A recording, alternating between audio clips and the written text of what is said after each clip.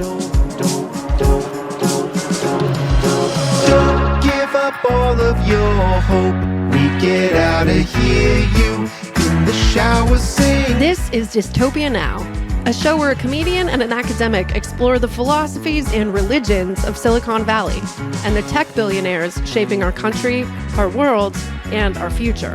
I'm Kate Willett, and my co-host is Emile Torres. That's when it suddenly hit me. Let's let the filthy billionaires all leave for Mars, 'cause we don't want them here.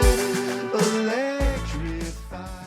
Hello, and welcome back to the second episode of Dystopia Now. I am Kate Willett. I'm Dr. Emile P. Torres. I hope you enjoyed our episode last week, our first episode about Elon Musk. This week, we're going to do something just a little bit different, and we're going to have a guest on. And we've decided that for the structure of the podcast, we want to alternate between episodes that dive deeply into one tech billionaire and their weirdo ideologies, and do episodes in between that focus on current events and have a guest. So we're trying that this week with a guest that we're both, I think, very excited about. Gil Duran. He was Kamala Harris's comms director when she was the California Attorney General. So Gil isn't necessarily a lefty Marxist like us, but he has an amazing perspective, and he has been researching these tech guys and the weird stuff they're doing in San Francisco extremely deeply. He has broken the story on the network state when Balaji Srinivasan was talking about ethnically cleansing non-tech people from San Francisco, and we're going to get into that.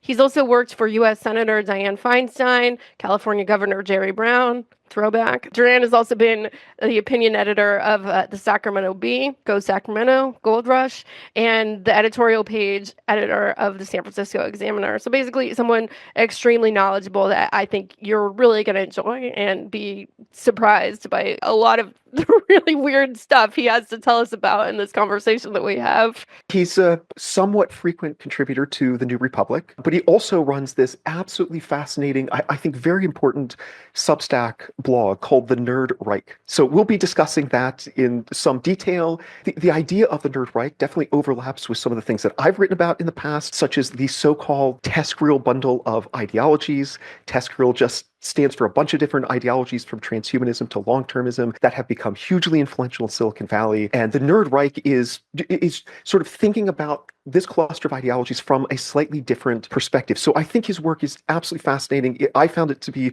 very inspiring, and I'm extremely excited to chat with him. I hope you enjoy our episode with Gil Duran.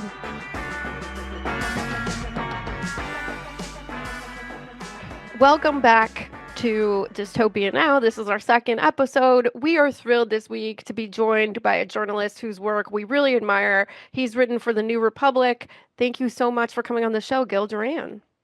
Thanks for having me. So I have been a fan and follower of your work for a long time. And one thing that blew me away that you reported, I think last year, maybe it was 2 years ago, was this concept of the network state that's getting popular in Silicon Valley. So I was wondering if you could tell us a little bit about what that is. Sure. The network state is this idea that's emerged from Silicon Valley over the past decade or so that involves the fall of nation states as we know them, countries like the United States of America ceasing to exist, and the rise of these new kinds of territories that are governed by billionaires and other tech entrepreneurs who can basically create their own little bespoke countries to run them like feudal fiefdoms.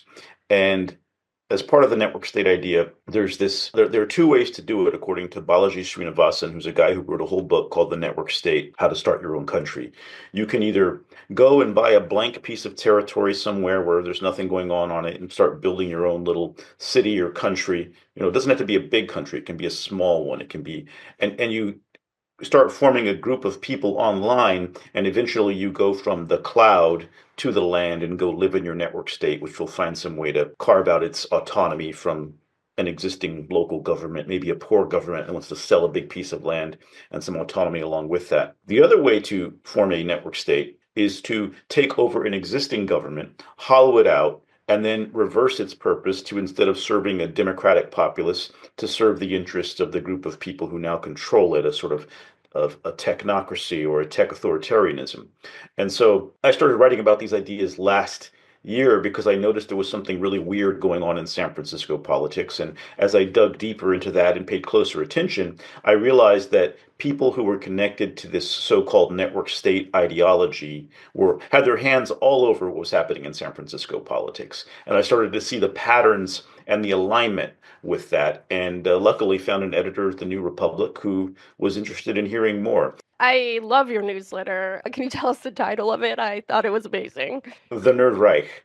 And why did you call it that? Well, it was originally called Parallel Mirror because I got very interested into this idea that the network state guys have of creating parallel institutions that are sort of, you take a newspaper that exists and you make it into some newspaper that now is spouting out tech rhetoric. You take a government that used to be democratic and now you make it into one that serves the tech interests. So this parallel thing. So I called it Parallel Mirror because I was thinking of, trying to be an eye on this parallel movement. When I started writing about it for the New Republic and getting some popularity there, somebody reached out from the crypto world and said, we've been calling this the Nerd Reich for years. And I was like, oh my. So I didn't come up with it. Someone told me about it. And it turns out there had been a podcast like 12 years ago with that name, but it's defunct and it wasn't about what I've been writing about. So I said, I'm just going to take that and repopularize it. And I think it fits perfectly, especially after Elon Musk's Hitler salute. There's little denying of that the title is, it would stand up in court. Let's just put it that way. So the original title, is there some connection,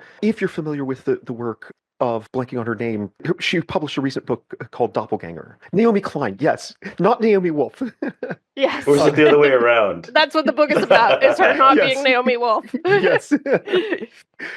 So yeah, it seems like maybe there's some connection. She's also talking about this sort of parallel world that, alternative facts and, there's all sorts of recent phenomena going back to, Trump's first term that tie into that. Are there connections there? Oh, definitely. I read that book Yeah. and it gave me some very interesting ideas. I thought it was a real tour de force and especially so personal for her to have her name, Naomi, be mixed up with this person who has gone through the mirror and become the opposite version of herself. It's almost like we're dealing with the multiverse. I actually, on the plane from New York, was watching the Spider-Verse movie. I hadn't seen it, but a friend of mine was telling me, you got to watch it because the whole multiverse is sort of like these sort of things where things become the opposite of themselves, or there's multiple versions of a thing. And they're very much trying to create this sort of tech multiverse where, for instance, a few years ago, there was some hope that disinformation organizations could help to fight back against the tide of disinformation, and they had some success in doing that. So what these guys have done is gone and made disinformation as an attack on free speech.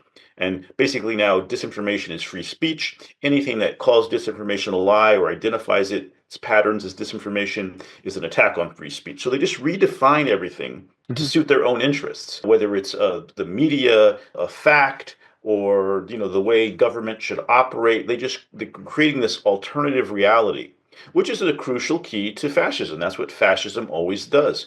You have to make it so that people can't tell reality from unreality. And so Parallel Mirror was influenced by Naomi Klein's book and also was sort of playing off of those themes. But I think Nerd Reich gets to it a little more. I think we get to be careful to say things in ways that people immediately get and not that require them to be familiar with books. You got it, you got that connection, but most people won't. And I think it's interesting to see that with a new name and with what's happening to our country, these ideas have suddenly become to flourish. Back to the network state for a second. How prevalent do you think this weird desire for a network state is in Silicon Valley right now? I think it's pretty big, even if people don't call it that, right? In a way, Balaji Srinivasan wrote his book, The Network State, which spelled out all the ways to do this, to create your own country or take over an existing country.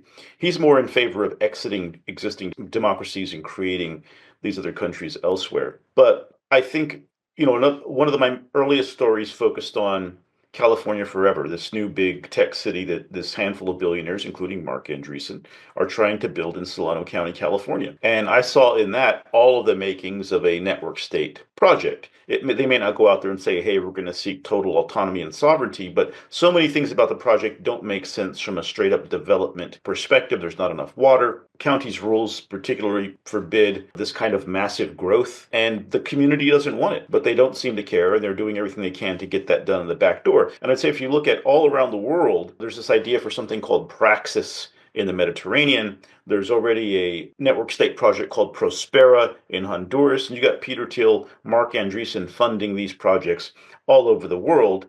Most important of all is the project they have going on right now in Washington, where we basically have these tech overlords invading our government with the purpose of trying to destroy it, apparently. When I've listened to your work in the past, I was thinking about the trajectory that you just described, where they kind of started with this stuff. It seems like with seasteading, more or less. I actually was at the first ephemeral because I was in my early 20s and just wanted to go to a party. And it was a very weird party, let me tell you that. And then they kind of moved on to, it seems like, a co-working space in Honduras, and then Mars exploration, and then trying to take over the government of San Francisco, and also this weird rural tech utopia that was shot down because the farmers didn't want to rezone, but eventually just kind of landed at the point of just like, well, why don't we just exert our power by eliminating the last vestiges of democracy in the United States? That's an interesting insight. I've got friends who've been to Ephemeral, and I've been to Burning Man myself a few times. And where these ideas were like cool and they're escapes from reality. We're going to go create a city in the middle of the desert and live there for a week, and things are going to work differently. What's happened is that kind of idea of escape has become a permanent desire. Yeah. Among some of these people. And not only that, but to escape from democracy itself. Burning Man's already an escape because who has the money for the ticket? Who can survive for a week in the desert? Who can do all of that, right? It's already an economic sort at the very beginning. So they want to now do that and basically have a permanent escape from reality. And it's interesting how ideas that I myself found fun or participated in back in the day have, over time, become these very dark ideas that are about undermining the fundamental principles of democratic governance in general. You look at seasteading, you said originally Peter Thiel had this idea that you would start these new countries on like islands out in the sea or like abandoned oil rigs. And I think over time they realized that nobody wants to live out in the middle of an abandoned oil rig. What are you going to do all day? How are you going to jog? How are you going to exercise? So this idea moved from that over time to doing it on land and doing it maybe within proximity to civilization in cities. And, they've got a whole thing called the Network State Conference. If you haven't heard about this stuff, I'm sure it sounds a little crazy to you, if anybody who's listening, but you can look it up on YouTube. They've done 2 so far, and they go into detail for hours about all the different ways to create these different cities and territories, even so far as how to plan for security in the future with drones and hiring ex-military people. So this is a pretty advanced idea. But I think it's taken this interesting turn because the collapse of Biden's candidacy over the summer and the arrival of J.D. Vance on Trump's ticket has created an opportunity to make a massive push into the American government. So I think that for now, at least, they're more focused on taking over the U.S. government, but have no doubt that we're going to see the emergence of projects, probably with the stamp of approval from the federal government. Trump calls them freedom cities, I think, in his plan, to start creating new territories ruled by billionaires that are outside of the laws and the regulations and the scope of the government. That's a big goal of theirs. You were talking about, how these projects started as an escape in some way. And I lived in the Bay Area for a long time, and I've noticed that a lot of these desires that these guys have are kind of like a bastardization or a horrible twisting of something that the Bay Area had that actually was pretty fun. I went to Berkeley, joined, various co-ops after I graduated, went to Burning Man, and there is something kind of fun and beautiful about being like, hey, for a week or, maybe even in a house, let's create this, situation with our friends where there's a different way of living, where maybe things are important other than the ones that our society sort of automatically values. But then they've kind of twisted that concept into something that is authoritarian. Yeah, definitely. The ideas have been tried before, forming your own society, getting outside of everyone else. It's called cults generally. Well, and it was very popular in the 70s. Now, it's fun to have a little escape from reality, take a retreat, go with your friends.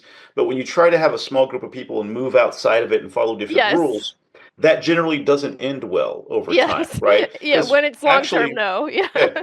Actually, you don't always want to be around the same people unless they're your family. And even then, it can be very trying. And so keeping in the tradition of Silicon Valley, just trying to reinvent shit that already exists, Like I've often brought this up. You're talking about a cult, and to some degree, I've heard through the grapevine, psychedelic drugs play a large role in some of this Yes. thinking, right? Well, yeah, there were a lot of cults that came out of the acid wave of the '60s and '70s. There's a whole book called Mindfuckers that's just a compendium of the different scary cults that formed. A lot of them focused on acquiring real estate and everybody having to give money to the leadership, getting a piece of land, maybe in South America. There's a guy named Jim Jones we're all familiar with who ended up Yes.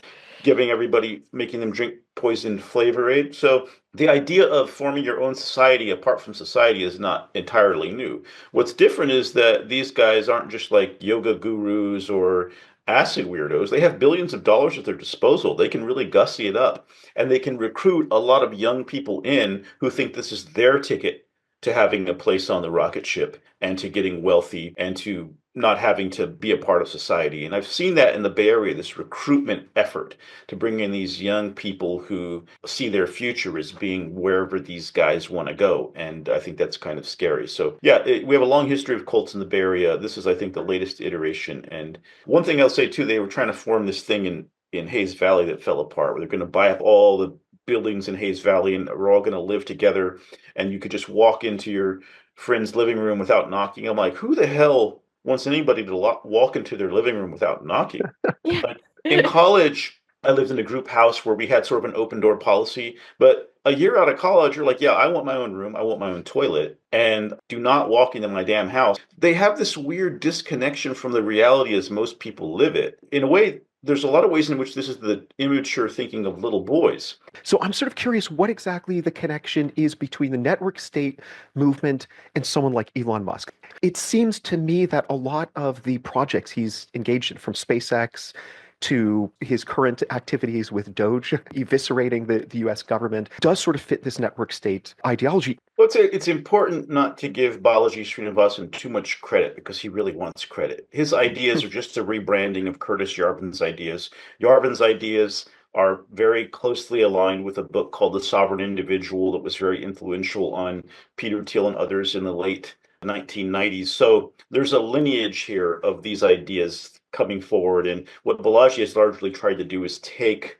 Yarvin's ideas and rebrand them as his, as the network state. But Yarvin called them patchworks many years before Balaji jumped on that train. What I would say, though, is that if you boil down these ideas, strip away the branding, network state patchworks, what you have is an ideology of corporate tech supremacy. And that is, I think, where it aligns with Elon Musk. You know, he may not think of himself as network state. He's not going to do something that appears to be following someone else like Balaji. He interacts with Balaji a lot online, on Twitter, right? So they definitely know of each other and I'm sure know each other.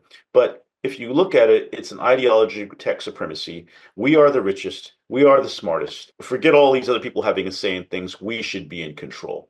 And so I think that's where you see some alignment. The other thing I would say is that the easiest way to make the network state patchwork crumbling of nation states world come faster is to take over one of the most powerful countries in the world and start dismantling it.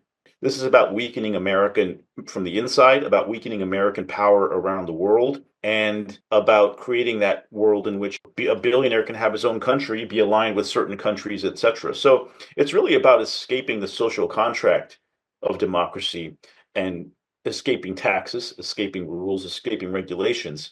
And if you can take over the United States and weaken it, and maybe use the laws to start creating these territories or blessing them around the world. Mhm. And I mean, what's this Greenland talk all about? What's this Panama taking over Gaza, right? Who's going to be the government of these new seized territories?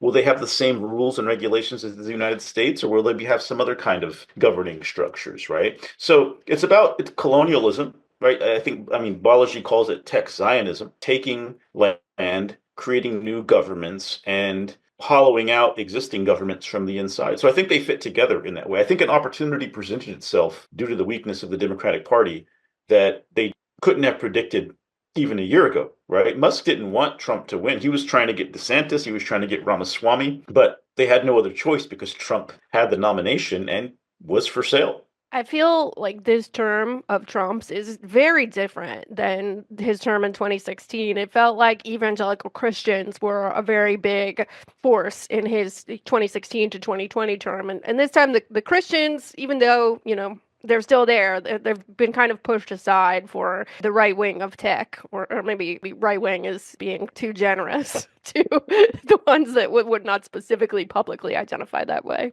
Yeah, they sort of made a deal. There was a conference in San Francisco in September called Reboot, and it was the Heritage Foundation meets Silicon Valley. They've have some alignment on some major issues, right? Corporates having more power, getting rid of taxes, hatred of progressivism and the Democratic Party, and all of these ideas. And this desire for hierarchy and authority and a restoration of the way things used to work, which is essential to understanding Republican and authoritarian thought.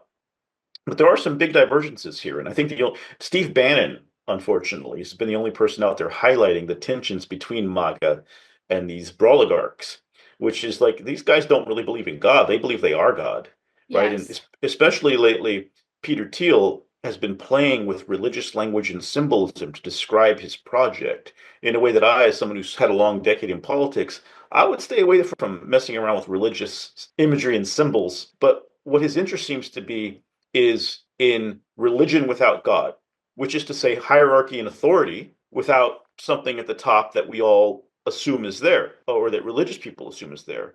And instead, you're going to have AI or tech billionaires be in the role of God, deciding what is good and what is not, and all of society flowing from there. And so I think if more evangelical Christians looked into and understood some of the weird beliefs these guys have around spirituality, religion, whether God exists or will exist, they'd be a lot more alarmed about what's going on in the country right now. Unfortunately, nobody, with the exception of Steve Bannon, is telling people about that. I saw Steve Bannon going off about that. I think it was in Vanity Fair, and I'm just like, some of the stuff he's saying is true, and it needs to be said, but this is not a messenger I enjoy. Yeah, I think it's more of a negotiation trying to put Musk in his place. I think Bannon sees the danger that having this crazy foreign-born billionaire out there every day destroying the government is not going to be popular. Yeah. Right? And you may think you've already won, but you haven't seen what happens when the pendulum swings the other way and the crowd is calling for your head. Politics is a very dangerous business. It's very hard to keep people on your side, even when you're not destroying your government. So I think Bannon sees that Musk's intensity and aggressiveness and lack of regard for danger could end up bringing down Trump and MAGA. He wants Musk to calm down and fund this right-wing takeover, but not be the face and the voice of it. Unfortunately, I read Walter Isaacson's book. I think Musk thinks he's the Messiah. Musk thinks he's the most important person in history. And he thinks there will be no consequences for anything he does. And unfortunately, he's largely been right so far, but it works until it doesn't. What is the connection between the network state ideology and neo-reaction, dark enlightenment, and so on, and the sort of grand visions of ideologies like long-termism and transhumanism, which anticipate this techno-utopian world among the stars that we're going to bring about as a result of developing advanced technologies, re-engineering ourselves, and colonizing the universe? Oh yeah, I think they're part and parcel. They're part of that same idea. Elon Musk thinks he's the most important person in history because he's going to make us a multiplanetary species. Some of these guys believe that they are creating God in the form of AI. In fact, I had a quote in one of my recent pieces from Brian Johnson, who's that tech guy who's going around saying that he's going to live forever and selling his health kits and saying he's, don't die. It's the cult of don't die, which I just certainly have a piece coming on that. I actually went to the Don't Die conference in San Francisco last year. Wait, can I just hear what the Don't Die conference is really quick? Yeah, the Don't Die conference is this guy, Brian Johnson, telling people, bringing together these different tech health companies, but really kind of making himself the center as a guy who claims he's reversing his aging through all of these tech therapies and that he's not going to die. And obviously nobody in science believes that, but this is the cult of don't die. He sells a olive oil called snake oil because he says extra virgin olive oil is really good, which we all know. I mean, I use that, but it's sort of this tech millenarian cult meets the health movement, right? Everybody knows that the health movement has been a big exploitable center for this kind of disinformation stuff. You got Robert F. Kennedy, you've got the yoga fascists, QAnon, a lot of yoga people with QAnon, because I call it the slippery slope from essential oils into disinformation and fascism. It's actually called snake oil. The olive oil is called snake oil. Yeah, right. But he also has these health kits, and there's this powder you're supposed to drink. And that's all fine. I believe in health. He seems like a healthy guy. Work out, sleep, drink lots of water, don't drink alcohol, don't smoke. But you don't say that you're going to live forever and that you're going to not die. That's taking it too far. But he said this recently. He said, "We are creating God in the form of superintelligence. If you just say, what have we imagined God to be? What are its characteristics? We are building God in the form of technology. It will have the same characteristics." And so I think the irony is that the human storytelling got it exactly in reverse, that we are the creators of God, and that we will create God in our own image. And the image of God is going to be them, by the way, right? Elon Musk is going to be the image of God. And so I think people don't realize how far afield this has gotten, especially in the low IQ world of national political reporting. They are reporting on a very superficial narrative about taxes and regulations and what's happening today. Journalism largely functions, political journalism, I should say, on the principle of a dog chasing a ball. Here's what they just did. Here's us telling you about it. Here's us leaking what's happening. They're very allergic to talking about ideology or what the plan is in the long term or how ideas hang together. And this is a big part of why we're in the problem we're in now, because these guys have been saying this out loud for a long time, but very few people were listening. And so a definite part of this is leaving the planet and getting out of here. So we don't care about climate change anymore. Elon Musk doesn't care about climate change because this is just temporary, right? We're going to go out there and think about all the ways in which these ideas clash with what your average evangelical Christian thinks. This earth is God's creation. It's the one place God created for us to be, right? This is our home, always, forever. The idea that you can live forever. Well, we have that in Christianity too. The only way to eternal life is through Jesus Christ, right? You can't just like live forever because you have AI and some kind of powdered drink. It's the Christ bled for our sins, right? Well, Brian Johnson is well known for having injected the blood plasma of his own young son into himself to try to be younger, the literal blood of your son, right? That's so All gross. the ways in which they are fucking with religion. And I think more people need to know about that. And I'm going to be spelling some of that out more deeply, but I wrote a whole essay on it maybe 2 weeks ago because Thiel went in the pages of the Financial Times and wrote an op-ed in which he declared Trump's victory to an apocalypse, basically a revelation, right? The truth shall be known. The confessions will be heard, and even said that people who were willing to go along with it and say what they did wrong can be forgiven. So now you're offering forgiveness? Are you my Lord and Savior? This is some weird and dangerous stuff. And again, I'm not getting this from secret documents or conversations with people who are whispering about what they know. They're putting this shit in the pages of newspapers. They're doing conferences on it. They're writing books about it, That's weird stuff. Is it conceivable, in your opinion, that traditional religion might adapt to and incorporate some of these new ideas?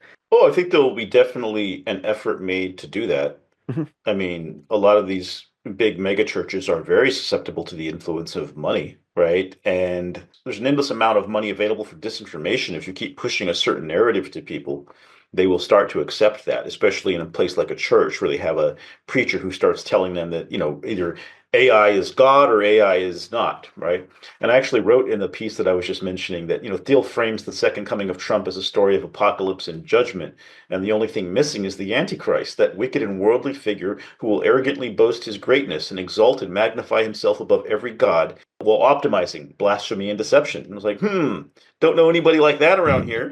But this is so creepy. Just asking questions.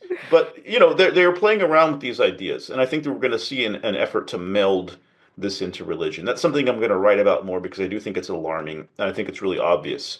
And what I always wonder about these guys is why they are so out there and upfront about these things. This is not some whisper. They're being loud about it. And right now I've been reading a book about Opus Dei by Gareth Gore, about how the Catholic right-wing cult of Opus Dei was founded and grew. And from a small group of people, you can create a whole new aspect of a religion that can try to take over the world.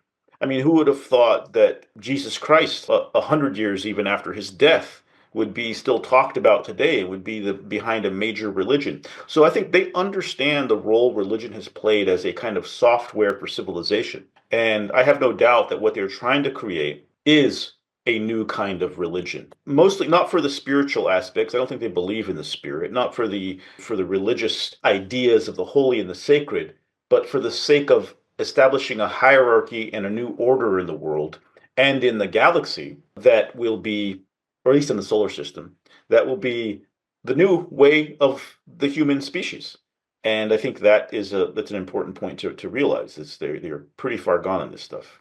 So the last thing that we wanted to make sure to ask you about, because I think it gives us a good warning of what to look out for, is how has this stuff already played out in the politics of San Francisco? Well, looking back now, I really see the recall of Chesa Boudin, the district attorney. That was the beginning of my awakening to this stuff. I didn't understand why voters who had just put him in office and who said that they strongly supported criminal justice reform that was progressive were so readily willing to throw Chesa Boudin out after a year. He wasn't like the greatest politician in the world, but he didn't do anything overtly or scandalously wrong. And what I saw there is they really used him as a scapegoat. And it was this pressure of money, of a slander and disinformation campaign, and just really made him the scapegoat for all of the city's problems.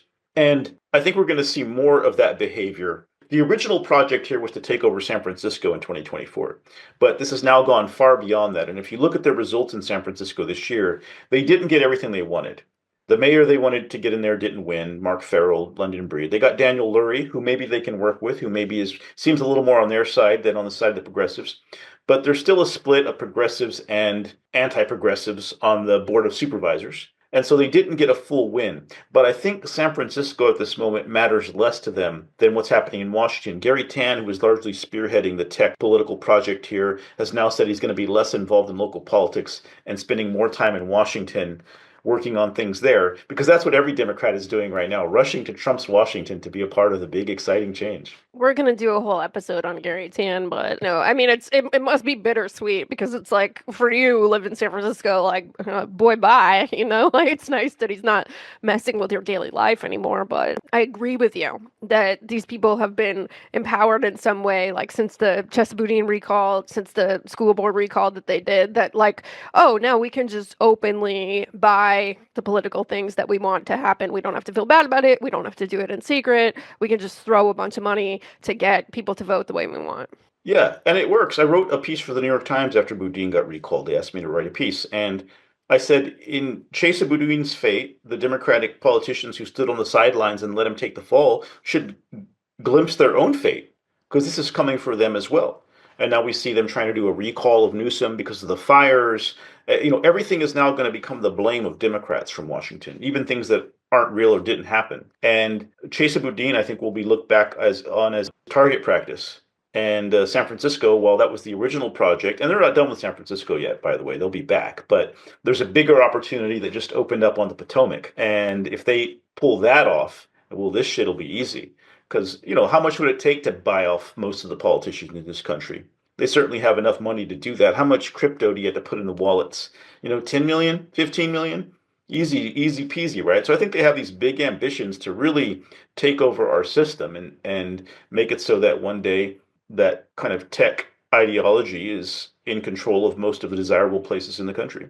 Here's my last question. What can we do to counter this? What are the most effective strategies for the average person, but also maybe the activists, maybe someone like me who is kind of a part-time journalist? What can we do? Because I felt like a lot of my articles are just kind of shouting into the void. I felt really powerless. We're up against forces that are extraordinary. Elon Musk is $400 billion now, almost $500 billion. What can we do? Well, first we got to tell people about it. First we have to understand it. I get that question a lot, and I do come from a political strategic background. I have some ideas there, but as I wrote today in my piece, there needs to be a well-funded organization that's fully staffed and dedicated to focusing on this stuff. And it has to have a full range of communications capabilities. When Elon Musk likes a tweet that says Americans are not smart enough to work in Silicon Valley, you need to have $1 million in ads targeting MAGA voters on Facebook, letting them know that, right? I think the most important thing we can do right now is raise the visibility of the degree to which this tech cult has seized control of our government, drive down its popularity, and create a wedge between Republicans and these guys as quickly as possible, peeling off the swing voters who will be freaked out by it and think it's really weird and scary, and taking back power to some degree in 2026. That's on a very basic tactical level. One thing I like is, although it's been, economically, I've had to piece together different jobs in order to do my writing. People think I write for the New Republic, and I was like, well, that would be nice, but there's no jobs out there for the kind of work I do. But I'm grateful to have the space. But I enjoy the fact that even in my position, I've somehow been able to break through and annoy some of these guys and have them attack me or threaten me and things like of this nature. But it takes a lot more than that. But they are thin-skinned. You can have an impact. Imagine if there was like a $20 million organization that was just focused on this full time. There should already have been something like that years ago. And if we were right-wingers instead of left-wingers, we'd be able to hand out fellowships to different researchers and writers doing this work and say, go out there and create something. Please, somebody create a comedy special that tells everybody about these fuckers. They do. I'm trying to do it. Yeah, they do this on the right. It would be like, here's $150,000. Go do something. It may or may not work, but 5 or 10 of them will, and those things will have a big impact, right? But there are some things happening. My work is mentioned in a few books that are coming out this year. I'm in touch with a documentary film crew that's very interested in this stuff. In some talks myself about writing something more substantive on the subject, something I didn't really think there was any interest in last year. So we just got to keep pushing. I think it's important, Emile, to your question, to not give up and to realize that a lot of important things that end up happening are only done when you persevere through the times when it seems like nothing's going to happen. I really felt last year like maybe a lot of my fellow journalists thought I'd gone over the edge or viewed me as something like a conspiracy theorist. But this story bubbled up from here and nobody was really paying attention. And that's going to be really embarrassing when we look back. I mean, it is so bizarre what these guys believe that it does sound like a conspiracy theory, but it's real. And a lot of people are starting to see like, oh, shit, yeah, these guys may be high on psychedelics and they may be kind of crazy like Scientologists, but they're actually doing this stuff. They've gotten a huge amount of power in our government right now. So anyway, Gil, I want to thank you so much for coming on the show. Where can our listeners find you? At the nerdreich.com. Amazing. Thank you so much, and we'd love to have you back to talk more about the work that you're doing. Thanks again.